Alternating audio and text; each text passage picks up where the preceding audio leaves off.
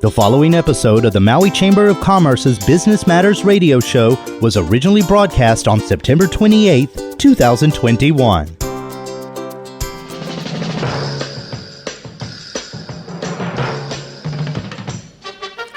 Aloha and welcome, Maui, to the Business Matters radio show, brought to you by the Maui Chamber of Commerce and sponsored by Mokulele Airlines.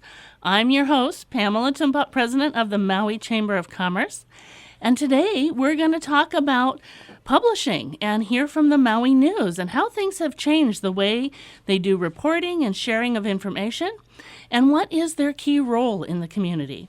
We're going to hear from Hawaiian Electric and how the company has shifted its operations during the pandemic, discuss renewable energy efforts and more, and talk with Maui Closet Company and how they build and design everything right here on island.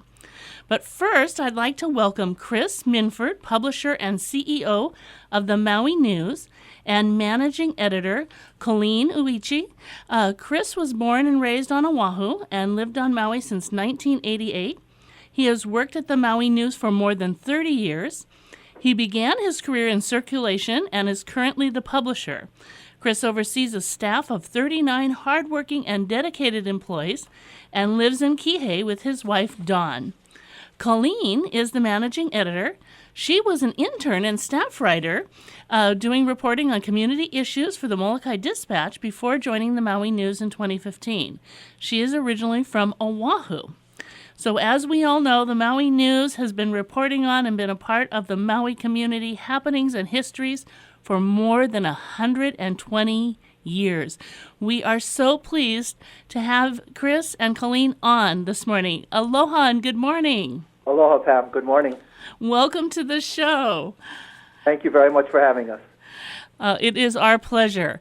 So, reporting has been so important during this global pandemic. Tell me what you folks feel the paper's key role has been in this community and during this time. Yeah, Pam, it's definitely been a challenge the past year and a half. I mean, I remember early in the pandemic when, we'd roll out of bed at 7 a.m. or 8 a.m. and, the breaking news would be flying at us already. There'd be new cases at the hospital. We'd always have to jump on a new death, and, back when one or two cases was a big deal for us. And so I think it was important for us to be able to, distill and filter that information for people. Yeah. Because there was a lot of different and new and changing information that was always coming out. So I think it was our job at the end of the day to kind of take all that information, tell people what do they need to know, why should they care, hear the perspectives that can help shape, the way they think about the pandemic and the cases that day. So I think that was part of our job, was to just kind of give people, a sense of, the best sense of calm that we could, given the circumstances, and kind of let them know this is where we're at, and this is what they need to know. And it was tough for us, too. We're reporting from home, couldn't be there in person, to do some of these news conferences and Yes. ask some of these questions. And so, we're doing the best that we could to find the information remotely and, give people what they needed to know from that day. Yeah, how has that been in terms of, we have a staff of 3 at the Chamber. Actually, during the pandemic, we had primarily 2 going through this, but now we're back to 3. But deploying 39, and of course, not everybody can be deployed from home in the print world. So how has that been working out for you? Oh, it's definitely been a challenge. And, it was really, you couldn't have a plan in place because it was just kind of coming at us. So we were very fortunate that all of our employees were extremely cooperative, and we were able to get the paper out every day. And, I think we're, again, very, very fortunate that, we didn't have any active cases Awesome. during the heat of the pandemic, so we were able to get the paper out every day, and it worked extremely well. So, again, we were just being extremely careful, with our policies and so forth, to try and keep COVID as far away as possible, and I think we did a pretty good job. Apparently you did a stellar job. I mean, it has been a very tough thing in many businesses. And, of course, with a critical service like yours, recognizing how important your role is and to have the great buy-in from your employees as well, that's tremendous because so many rely on the Maui News for their news and information.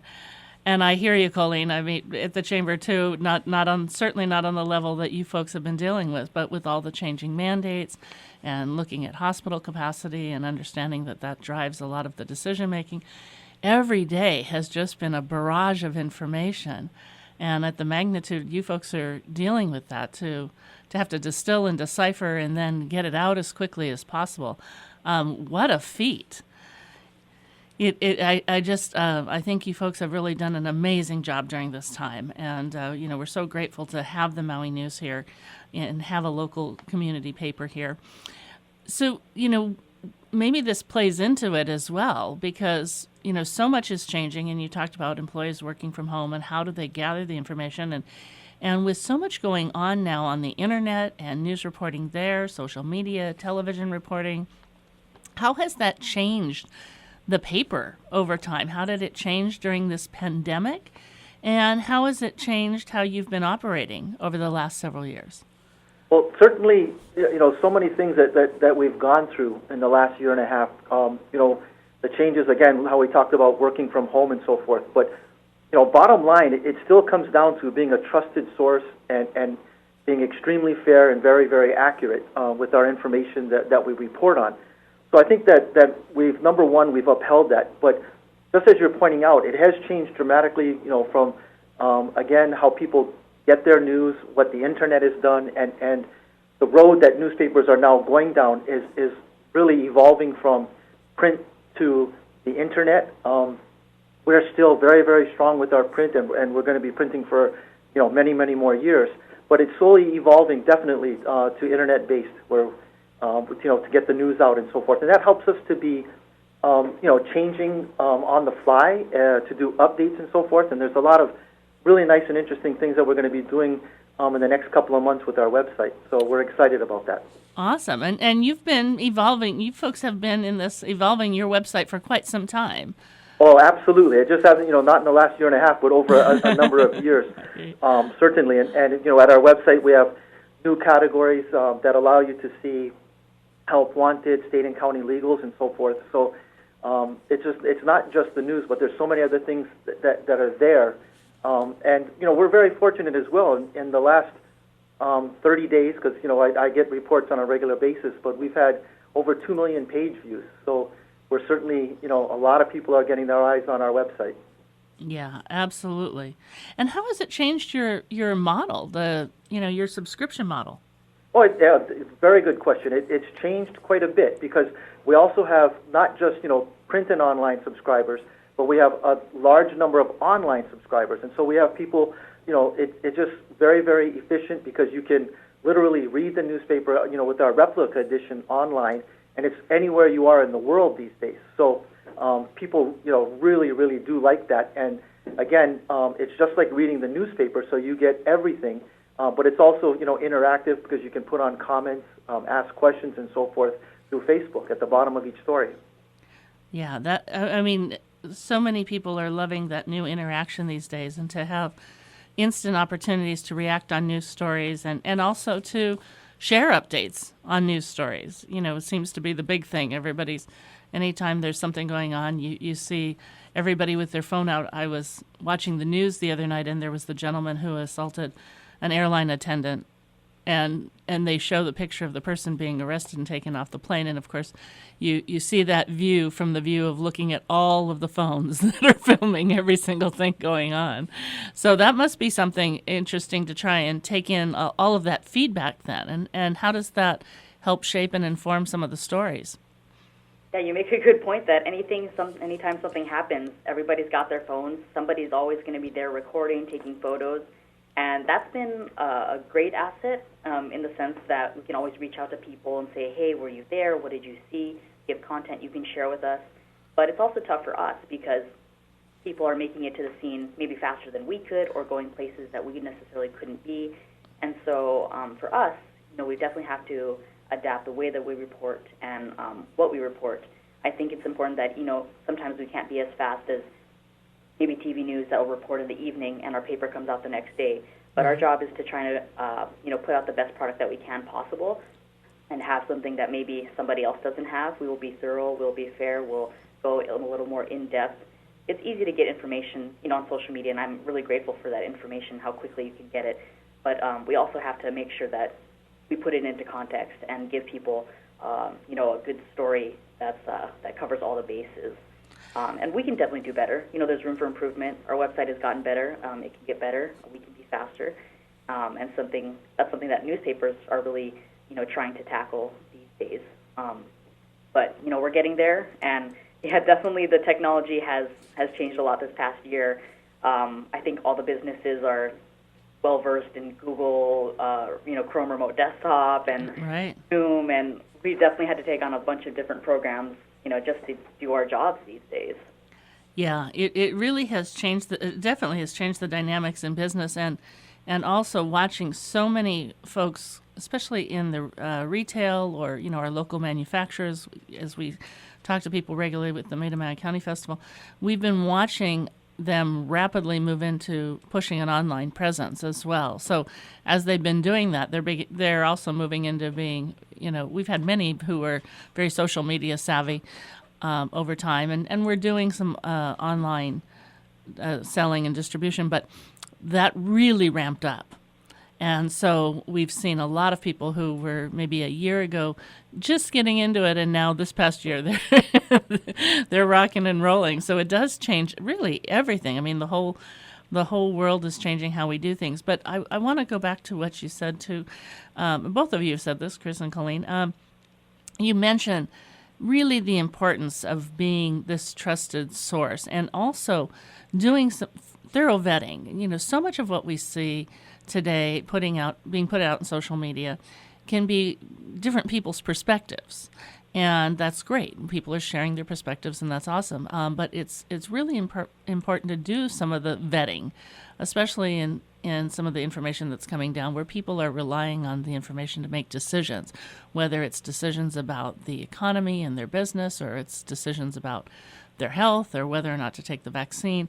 It's really important to get accurate and balanced information out, and you folks work really hard at doing that. And as you pointed out, to do that and to do that well, it does take time. And so you are publishing in the morning when others are doing evening news. So I can only imagine the dynamics of that every single day, because every day you've got these breaking stories. So it's probably a constant scramble, but I'm guessing at this point, where many get out of their comfort zone when things are changing so much, you guys are probably fairly used to it at this point. Is that true? I don't know if we're used to it, but we're trying. I mean, it's because it evolves, so quickly, and so you really don't know, and in a lot of ways you don't know what to expect, because there's you look at the pandemic. It was certain times when we thought, okay, we're finally getting through this, right? And now here we are dealing with the Delta variant, and the governor and the mayor, putting in new mandates or throttling back, and so it's a huge challenge for businesses, especially restaurants and so forth.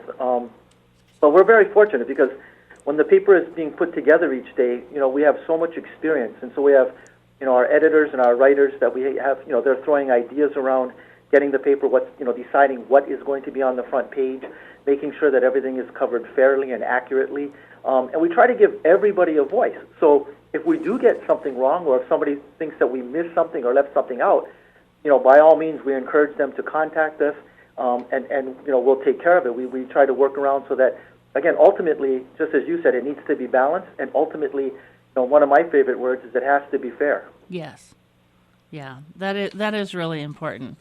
And that kind of leads into my next question, which is, it's a lot of responsibility to be that trusted and relevant source of information. And so, of course, you've been in business for 120 years at the Maui News, so that adds to it. But how do you stay on top of remaining that very valid and trusted source? And what are some of the fun and interesting things that people maybe don't know about your history at the Maui News? Yeah, that's a great question, and I think I feel fortunate to have come to a paper where there is a long history and relationship with the community. People are great about contacting us, letting us know when there are stories, and doing interviews with us, and we really appreciate that back and forth that we have with the community. I think some of the things that we do to make sure that we're a trusted source is, I see it as, do your homework. That's one thing. Show up and give everybody a chance to, speak and, have their say. I think there are a lot of times when I was just starting out, sometimes I would go to events. I would be the only reporter or the only person along with maybe 5 other people in the community. So, it's going there, it's showing up, and then doing a story and telling people what's happening in the community, why should they care, what relevance does this have to them. And then also making sure that we vet our information, that we talk to our sources, we understand the story that we're telling, and make sure the information we're putting out there is accurate. We'll make mistakes and we'll run corrections, and if people think that there's other sides of the story that we can cover, then we'll talk to them and see what other angles we can look at. But it's about being fair, doing our homework, and just being there at stories and understanding what's going on in the community. I think that it's been tough in the pandemic too, because there's all this misinformation floating around, Yes. and we have to dispel that. But at the same time, you have to give people a chance to have their opinion. There's a difference, I think, though, between, for example, someone, letting someone say, if you get the vaccine, then you're going to get a third arm, versus letting someone say, I'm concerned about the vaccine because it hasn't been around for that long. And so we have to let people say their opinion, without putting out misinformation out to the community. And Absolutely. Yeah. it was tough. When they had, when there were protests at the state building, we covered that, took photos, did a story, put it on the front page. And people would complain and say, why are you putting that on the front page? Why are you promoting that? But I think it's important to tell the stories that are happening in the community. We don't get to decide whether that's, if we don't talk about it, doesn't mean it's not happening. So I think we have to let people know that this is happening. Let's be fair and show all the both sides, while still putting out the best information we have possible from our health sources and people we trust. Yeah, absolutely. I mean, unfortunately with COVID, this has been such a just a different time, and it's different opinions have divided, friends and family even. It's been a challenge. But I absolutely agree that, as news sources, it's so important to tell the different stories and inform people. And that helps people make up their mind as well. And that doesn't mean we're always going to agree, but at least the more information that's accurate that's put out, then we can have, meaningful discussions and debates and know what's happening and, hopefully come up with better solutions. But, to come up with better solutions, you have to be able to see all sides and look at it from different angles. Absolutely. That is what you just said is truly what we're about. That is the key. And, ultimately, we have been and we will continue to be, the most accurate and trusted news source on Maui. We're fortunate that, we have the largest newsrooms, the largest newsroom staff. And, we have employees like Matt Thayer, who's been with the Maui News for over 35 years, and he's just absolutely phenomenal photographer. He's a phenomenal writer. But we have so many other writers like Melissa Tanji and Keihao Cerezo, Dakota Grossman, and Lila Fujimoto, who covers our courts and the police beat. And she's just, absolutely one of the best at her craft. She's phenomenal. And in sports, we have Stephanie Nakasone, who's the editor, and Rob Colias. And, everybody in sports knows Rob because Rob is such a good writer and just does an outstanding job of doing interviews and getting quotes and does a really good job of reporting. So we're very fortunate. You are, and you do have an amazing team, and bless them, they call us on a regular basis, and we love it. Sometimes I'm not available, and we're struggling, but we're trying. You've been with the chamber for so many years, and you do a phenomenal job. So, thank you, thank you. I'll tell you, it's never a boring day at the chamber. Probably just like in news. Yes, I say that a lot. It's never boring. It's never boring. But it really is. You folks are really in a phenomenal business, and I really do want to commend your team and thank you for mentioning them because we always say nobody can accomplish all of these amazing things on their own, and it really takes a phenomenal team. And especially in these times, we've learned how important building and having that trusted team is. And so you really do have a remarkable team. Tell us some of the things that people might not know about printing, or some of the kind of interesting stories within the organization, for being around for 120 years and seeing print evolve from the old printing presses to where we're at today. What are some things people might be fascinated by about the Maui News' operation? Okay, well, the Maui News was, how you said, founded in 1900, and it was originally founded by a gentleman named George Robertson, and he worked with his wife, who was the business manager. And then in 1924, they sold the paper to the Cameron family. And, the Cameron family was connected to the Baldwins and so forth. They're legendary on Maui, of course. And then they sold the paper in 2001 to Ogden Newspapers, and that's who we've been with since that time. But some of the interesting things is, for example, our newer press, which was installed in the early 2000s, we're able to print 25,000 copies per hour, and it is a true printing press. We're able to print 32 pages, which would be 4 sections, 8 pages each, with full color. So it really gives us, it's a dynamic press from the standpoint that it's very, very modern. We can do lots of color, and we do a lot of commercial printing. So we're fortunate to have that as well.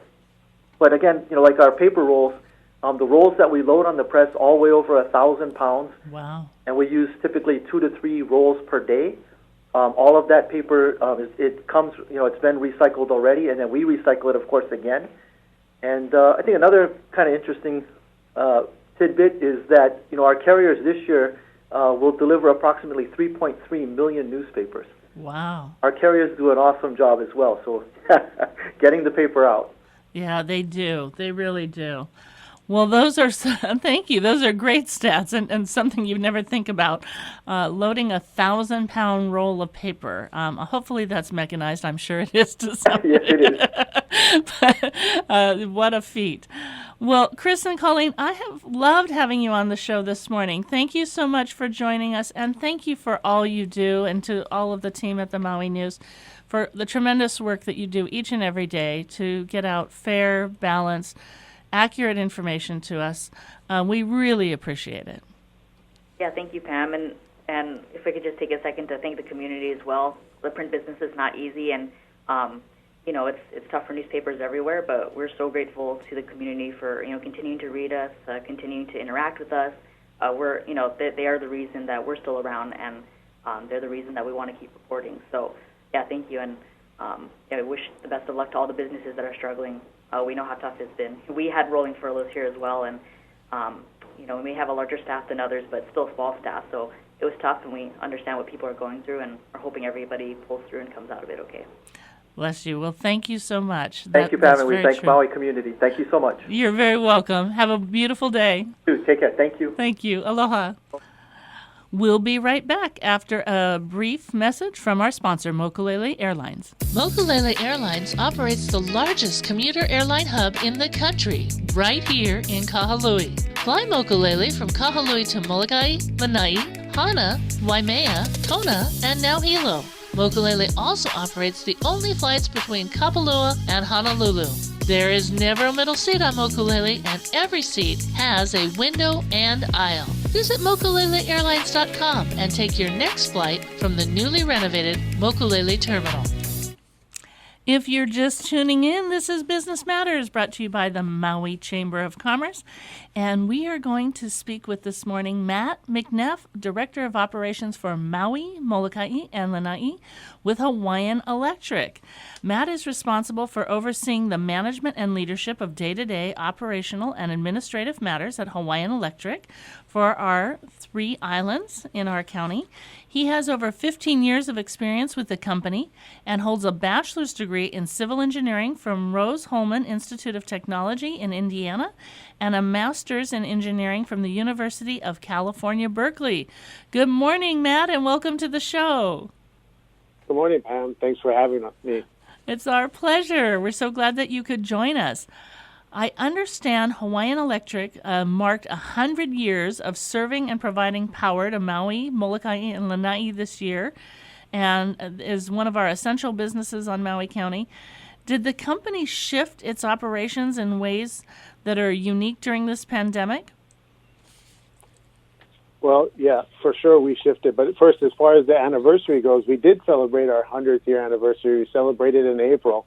But then, that, of course, the pandemic was going on. So even that, we had to make sure that we celebrated in appropriate ways internally.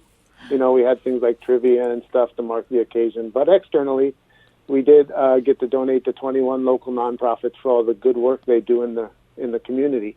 Oh, that's awesome. The anniversary gave me an opportunity to look back at old photos and articles to see how the company had changed over the last 100 years. But one thing that hasn't changed is our employees' commitment to the community. We always honor the amazing team that you have at Hawaiian Electric. We always have to kind of keep rethinking that because we're so used to calling it Maui Electric. But given all the regions you serve, it's very appropriate to say Hawaiian Electric, and I know they've rebranded. But, the team has always been out there, especially during any kind of crisis, first responding. Lines go down, they're out, working tirelessly to maintain our power, which is so critical in our community. And we thank you for that amazing service and 100 years of that service. But also love that, as you pointed out, in addition to the other amazing work that you do each and every day, taking this time to support 21 local nonprofits. How amazing. Yeah, thank you, Pam. We understand that, we are an essential service. And so, with the pandemic and the stay-at-home orders, we adjusted very quickly to make sure that we could still provide that service and keep everyone safe. About half of our employees needed to continue to work on site at our power plants, our base yards, or employees out in the field like linemen and meter readers for Maui, Molokai, and Lanai. And then the other half, to lessen the amount of people that we have at our facilities, all started working from home. And now, of course, we have our own vaccination and testing policy, and over 80% of our employees have been vaccinated. That's fantastic.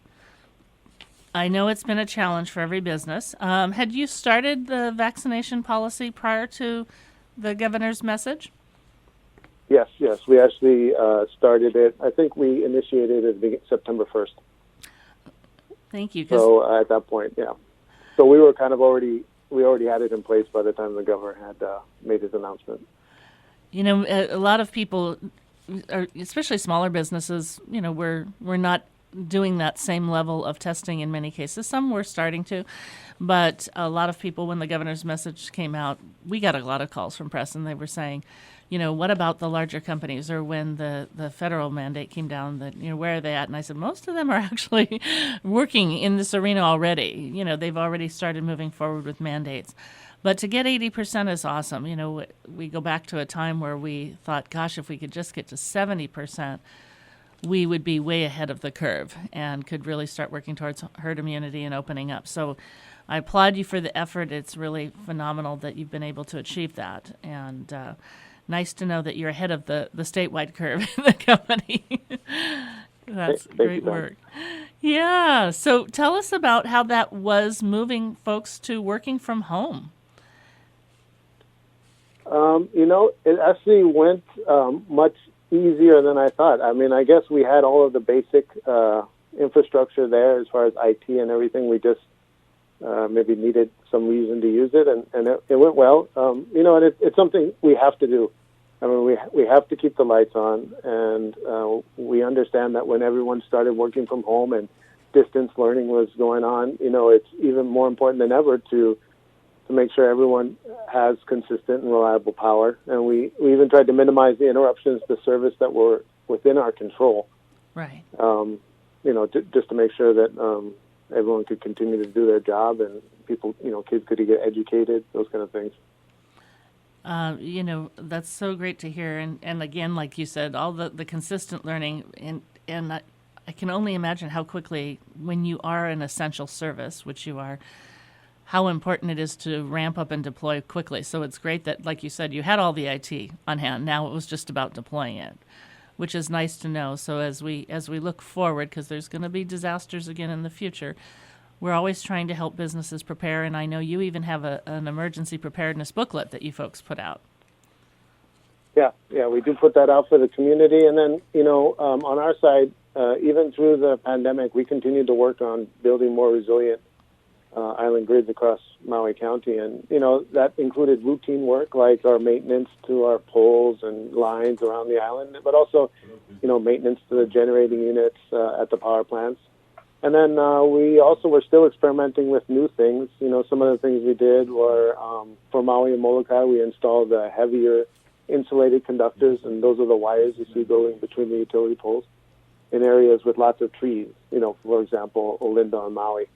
And that was mainly to help prevent vegetation-related outages from trees and branches falling during high winds. We're in hurricane season, so that's something we're always trying to prepare for. And then we did some upgrades on Lanai too, in Lanai City to improve reliability. Awesome. And you're still making great strides to changing the way that we get power in our islands and focusing on renewable energy. Can you tell us a little bit about your renewable energy efforts? Sure. Yeah, as you mentioned, we're working to replace fossil fuels with 100% renewable for Maui County. We're planning on decarbonizing our electricity to be 100% renewable by 2045. It's one of the most ambitious energy goals in the nation.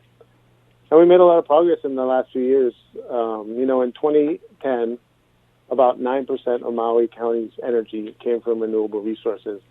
And then just last year, it was up to slightly over 50%. Wow. And, that was a mix of utility scale and rooftop solar, wind, biofuels. We had a lot in there. And we actually hit a high point of just shy of 90% renewable on one of the days in 2020. Wow. Just for reference, the state's milestone is 30% by 2020, so we're making good progress. That is phenomenal. Are tax credits and things still available? What's happening in that arena? Yeah, I think some are available for the community. And then, I think Biden is working on, possibly more incentives because it's something, the whole world and definitely the nation realize that we need to get behind and Right. get going. And we really are a major leader in this, and that's, of course, thanks to Hawaiian Electric. It's so important that we move in this direction, and I think being an island state, we had more incentive maybe than others to move into it because the cost, has really come down with going more renewable for folks. But really, the tremendous leadership of the company is really helping us get there quickly. Thank you so much for that. Well, and as you mentioned, we're an island state, so other than costs, there's climate change and sea level rise we need to worry about. We're pretty much full steam ahead on this. We have lots of large projects in development right now. Something I think is pretty cool is you can go onto our website, hawaiianelectric.com, and if you look under Clean Energy Hawaii, we actually have a renewable project status board. And on there, you can go and see all the large renewable projects that we're working on right now and what stage they're in. Each project is listed by what island it's on, and there's links for more information on any of those projects if you're interested. We also recently proposed a shared solar program. It's also called Community-Based Renewable Energy, but that program is to try to get people involved that might not be able to or don't want to put a PV system on their roof. They can kind of invest in a system somewhere else on the island and get some credits on their bill. Oh, well, I'm so glad you mentioned that. I actually live on a golf course. And unfortunately, my house is one of the houses that is frequently hit. So solar has not been recommended for me, unfortunately, because apparently right where my house is located, I'm one of the prime locations. And, of course, I live on a golf course, so it's not, like, unexpected. But certainly didn't understand the implications of solar, not being able to have solar. So nice to know about the shared solar program, because that might be something that I and others who live on a golf course could look at.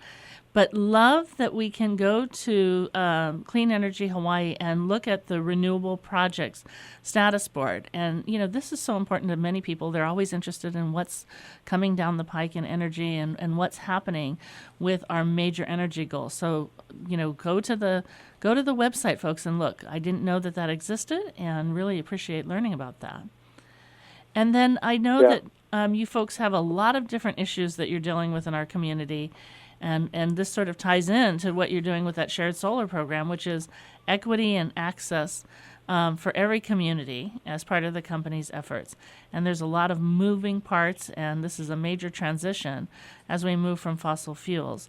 So tell people about your equity and access initiatives and how they can get more involved. Oh, yeah. No, for sure. As we move ahead, decarbonizing the way we make energy, our plans always need to ensure that this energy transformation isn't just for the wealthy. We have a responsibility to provide safe, reliable, and affordable power to every resident and business we serve. And we take that very seriously. So we know access needs to be addressed through public policy and more community discussions that our clean energy future will include and benefit everyone. And as you mentioned, customers will be able to play an increasingly important role in this transformation to renewable energy.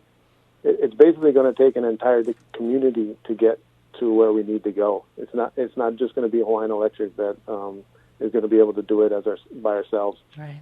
And that's going to take people, participating in some of our energy saving programs, such as time of use, where you get incentivized with lower rates to use energy at different times of the day, or even through the adoption of more electric vehicles. As I mentioned, it's going to take everyone to get where we need to go. Yeah. I saw a program. I shouldn't even say this because I didn't really watch the full clip. I just caught the tail end of it. But there's a program that was incentivizing more electric vehicles, or the purchase of electric vehicles. But I can't remember if it was a county, not a county, but a state program, or trying to get some more electric vehicles in the state operations. Do you know anything about that? I'm not sure exactly, but I do know that Hawaiian Electric right now, you can go on our website and we have a charge up program going, and you can see Hawaii, on a map, and you can drop pins where you'd like to see charging stations. Ah. And so we're trying to get the community involved in, where is a place that if you had an EV or if you have an EV, you'd really want to go there and be able to charge. As we're going through this, you've given us, Matt, such a wealth of information on how we can participate in energy. And I love that you said, there's going to be so many community discussions, and this is really important for us all to play a role. So just even today, you can track the renewable energy projects, you can see the status, you can look at how you can participate in a shared solar program, you can help identify where you would like to see more electric vehicle charging stations. How else can we get involved, or what should people do if they have ideas that they want to share with the company? Well, you can always contact us through the website, or we've been trying to host more and more community meetings for all of our different programs that we have going on. So those are always coming up. We just recently had a informative virtual talk story, which we posted to our Hawaiian Electric YouTube channel. And we send out sort of notices when those are coming up, and you can participate in those. In fact, we take live questions during those. So if you have something in particular, you can ask and get it answered right away. If not, you can email us, and we'll respond to any questions you guys have. Okay, great. And people can subscribe to get those announcements? Yes. Okay, fantastic. So, and also go to their YouTube channel. Is it just YouTube Hawaiian Electric? I don't know the address, but yeah, I think it's Hawaiian Electric YouTube. Okay. Yeah, so many great ways to get involved, and so many exciting things that you're doing. And energy is important to us all. So it's really great to stay on top of this, but also to know that the company has so many phenomenal programs that we can participate in and with. Matt, thank you so much for sharing with us today. It's been great to have you on the show. Thank you, Pam. Thanks again for the opportunity. We definitely appreciate time to share more information about what we're doing. Well, we appreciate that. We'll have you on again because we'd love to get further updates, and we'll talk to you and Cowie, who sits on our board at the chamber, and see if we can't help with the forum as well. We'd be great to engage with you and share more about all the phenomenal things that you're doing out in the community. Thank you, Pam. Thank you. Have a wonderful day. You too. Thank you. Aloha. We're going to be right back after a quick message from our sponsor, Mokulele Airlines. Mokulele Airlines operates the largest commuter airline hub in the country, right here in Kahului. Fly Mokulele from Kahului to Molokai, Lanai, Hana, Waimea, Kona, and now Hilo. Mokulele also operates the only flights between Kapalua and Honolulu. There is never a middle seat on Mokulele, and every seat has a window and aisle. Visit mokuleleairlines.com and take your next flight from the newly renovated Mokulele Terminal. If you're just tuning in, this is Business Matters, brought to you by the Maui Chamber of Commerce.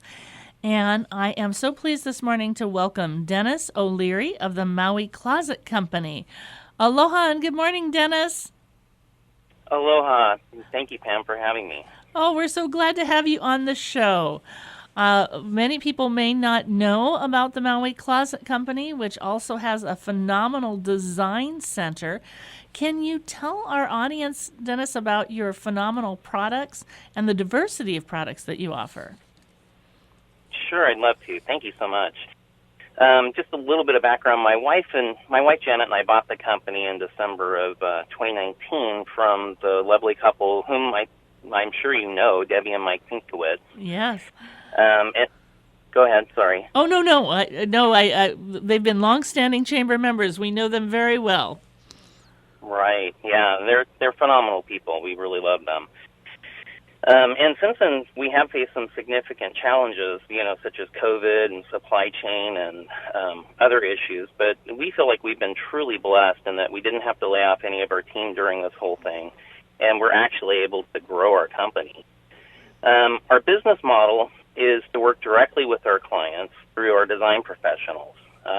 So they go out and they meet their clients in their home or in our showroom, and they assess their space, their needs, as well as talk about their dreams for the space that we are going to partner with them on.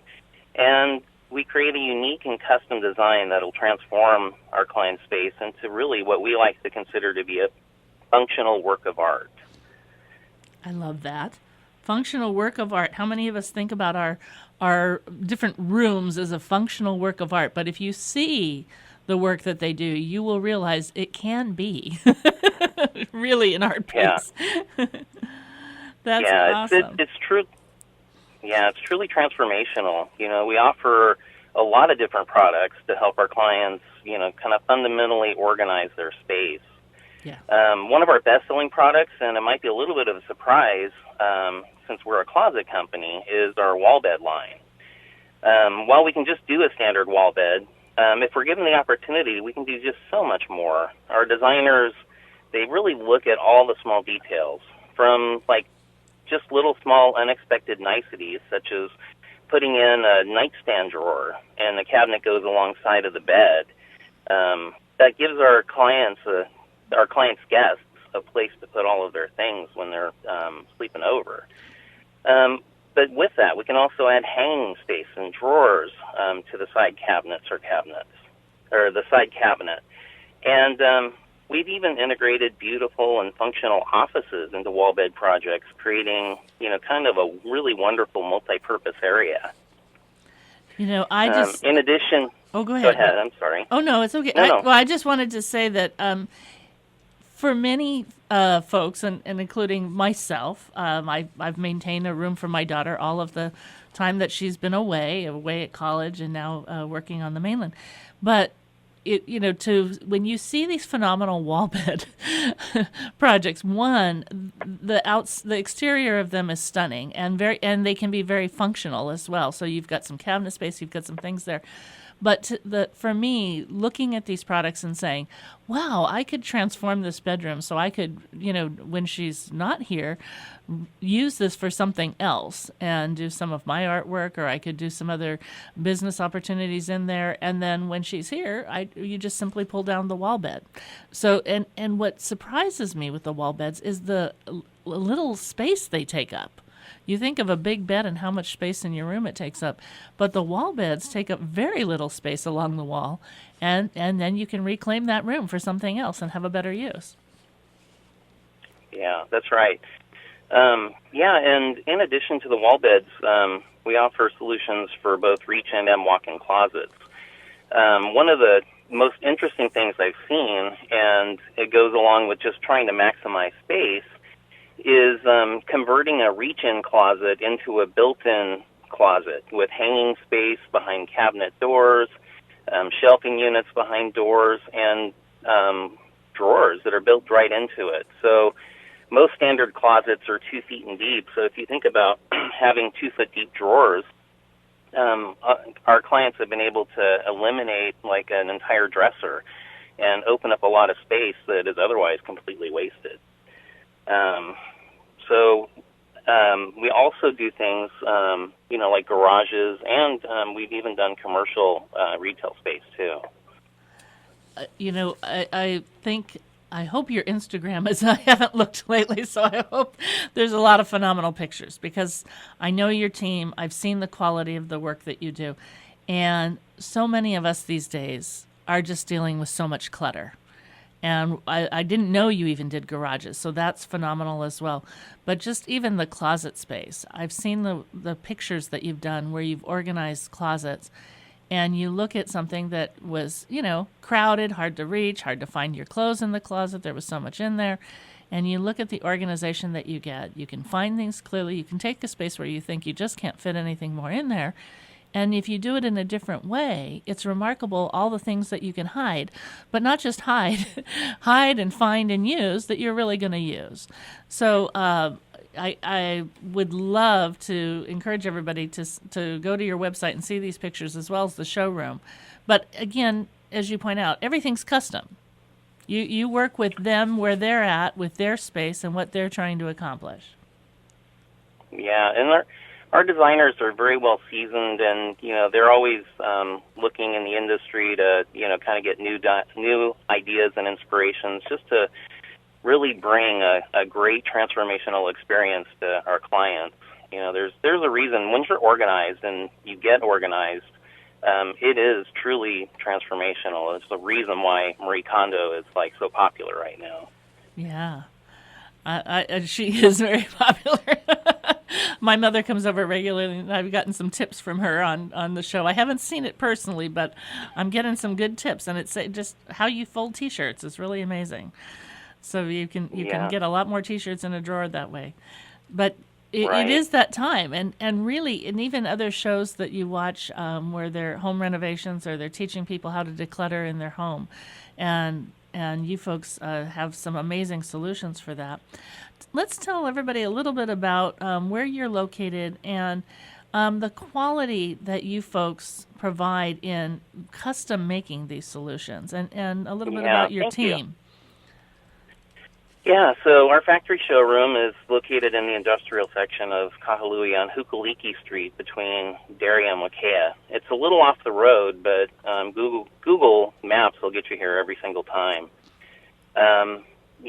So a little bit about our overall process, taking it from our client's dream to reality. Once our designers and our clients agree on a solution for the space, we then have our on-site craftsmen take that design and manufacture the components going into the space. And then our installation professionals will bring all of the manufactured components and any accessories into our client's home, and then actually make that dream become a reality. Yeah. You go in, you build on site. I know you've done my mother's closet. She loves what you've done and shows everybody. So you've got this beautiful piece. As Dennis shared earlier, you've got a piece that really does look like a piece of art. But they come in with everything all pre-cut, pre-ready to do, and then you come in and you rock and roll, and you do on-site installations for everybody. Yeah, that's right. So you mentioned, and of course you do work in wood and other materials that are shipped in, but all of the designing and all of the pieces are actually built in your showroom. So tell me how it was during COVID times with some of the supply chain issues. Oh, the supply chain has been and continues to be, probably our number one challenge. What used to take a month to get from the mainland is now taking 90 days or more. Yeah. And, some of our products are even further out than that.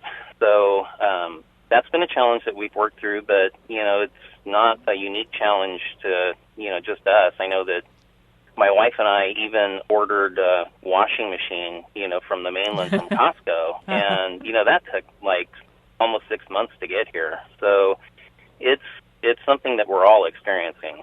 Yes, and it's funny you mentioned the washing machine, because appliances again are one of those big things on the list that we keep hearing about, major shortages of appliances and then construction materials.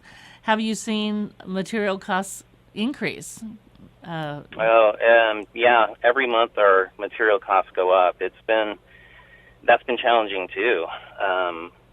As far as trying to be very careful about, like what price increases we actually pass on to our consumers or our clients. We are not a cheap solution. We offer a very elegant solution, and we're less expensive than like a cabinet maker. But it's not. It's a challenge. I mean, I guess I can just leave it at that. And it's not something that's unique to just us. The whole construction industry has been facing that as well. Absolutely. I've heard people really shortening their bid times as a result because they just don't know what the price, in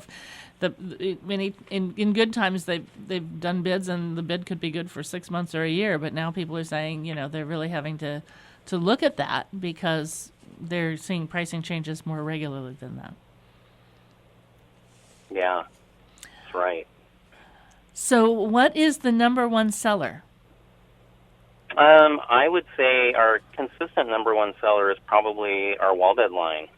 We do a lot of wall beds, but we do a lot of reach-in closets, and we do a lot of walk-in closets as well. And one thing that you may not know is that we even do wire closets.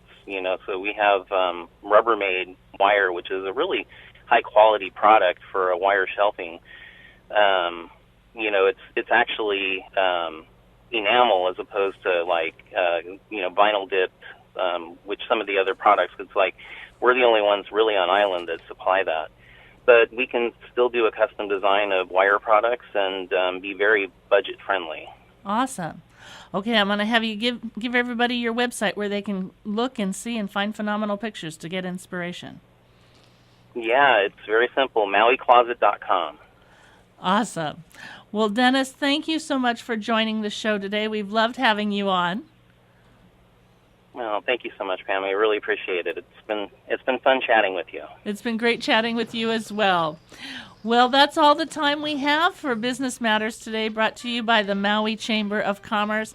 If we can help and serve, please don't hesitate to contact us at 244-0081.